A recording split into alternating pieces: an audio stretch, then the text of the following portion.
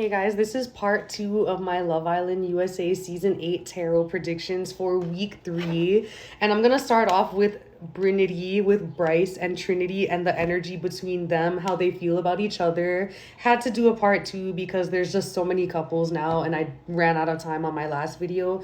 So go out and check my last video. I also made a playlist of all my other Love Island tarot predictions, and I'm going to be posting them as the season goes on and as the energy changes between each and every couple. As for Bryce's energy towards Trinity, I do see them having a bit of a frustrating week. So the Five of Cups reverse did come out. That's his energy towards Trinity. So he's feeling more hopeful about the connection, but at the same time with the Hermit, I feel like he needs a lot of time to process, and then he just retreats again. Like, he's scared of his own feelings for Trinity, which is so frustrating and so annoying because we have the Seven of Cups and the Two of Cups as the energy between them right now. They're both so wishy-washy, back and forth. I feel like Trinity, with the Ace of Wands here, she's made her feelings and attraction towards Bryce very clear over the last week and a half. And for some reason, like, it's almost like he can't really believe it. Like, I'm not getting the correlation here. Like, he knows he has a baddie, but at the same time, it almost makes him want to run away sometimes. And I think he really does like Trinity, but they might get into some more miscommunications or misunderstandings this week. But I'm rooting for them. I have the Eight of Wands, Queen of Swords, and Eight of Swords. I do see Trinity getting more in her head this week about Bryce and their connection, and it also might make her want to run away. But at the same time, she's going to have a moment of logic and rationalization, and she really does want to stay with him.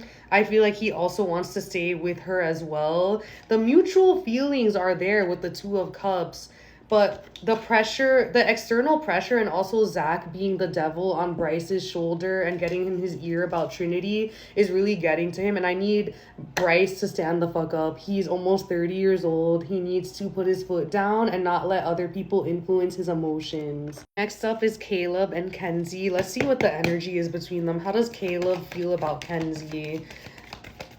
Ten of Cups. Okay, anything else? How does Caleb feel about Kenzie? Queen of Cups and Four of Swords. Interesting. Next up is Kenzie and Caleb. For Caleb's feelings towards Kenzie, I did get the Four of Swords, Ten of Cups, and Queen of Cups.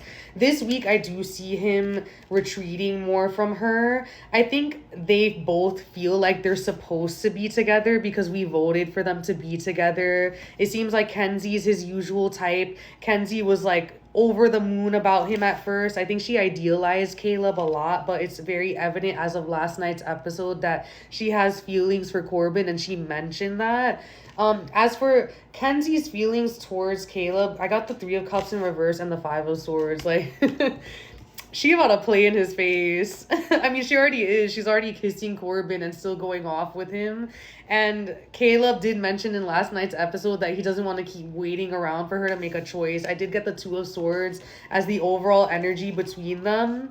They're both dancing around the fact that they're not that into each other. This is another couple that's not going to last long. I also see Caleb potentially being in the bottom 3 when it comes to the boys' vote this week. So it's going to be him, Casey, and Gabe. The 3 of them are going to be in the bottom 3, and I also see Caleb potentially going home if nobody else steps up and makes a connection with him. But yeah, Kenzie is definitely not feeling him as much as she thought she was. And I think she also just is excited to get back with Corbin. But that's also causing tension with her and Mel. There's a lot going on. Kenzie's messy. Like, every time I read for her, she's just so all over the place. She doesn't know what she wants. She's not my favorite.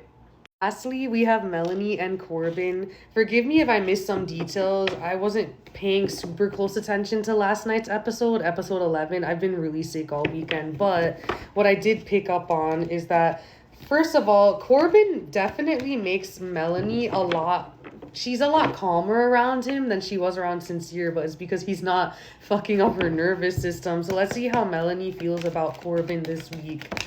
Judgment. Ooh, a lot of cards came out. Ace of Swords, Page of Wands, and Knight of Cups. Okay. I actually see her warming up more to Corbin this week and to their connection overall.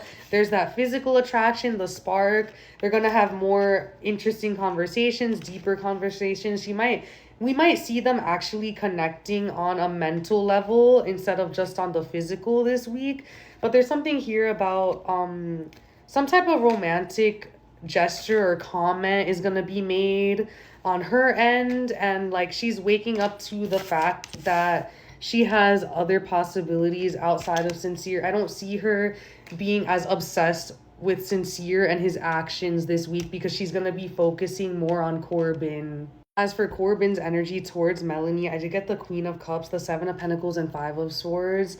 He doesn't want to step on Melanie's toes this week. I also got the Queen of Swords as the overall energy between them.